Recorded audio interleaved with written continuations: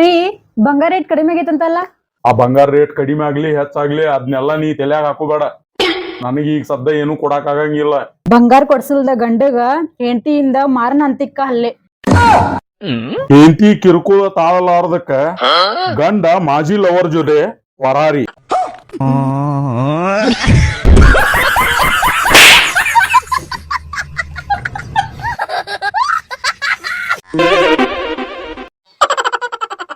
ಮಮ್ಮದ ಯಾಕಣ್ಣ ಎಲ್ಲಿ ಹೋಗಿದ್ಯೋ?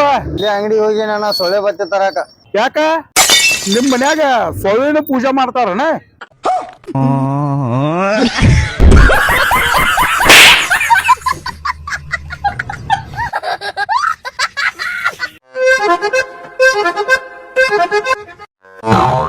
ए संध्या लोग बारो होग बरनो संडास ಹೋಗಿ ಬರ್ನೋ. ಯಾಕೋ ಇವನು ಮುಕುಳಿ ತೊಗೊಳಕ್ ಕರ್ಕೊಂಡು ಹೊಂಟೇನ?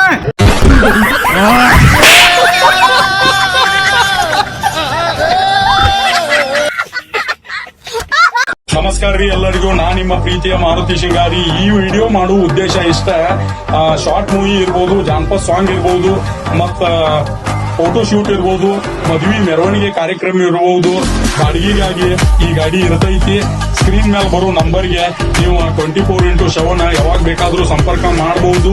ನಿಮಗ ಗಾಡಿ ಸಿಗ್ತೈತಿ ಅಂತ ಕೇಳ್ಕೊತೀನಿ. ನಮಸ್ಕಾರ.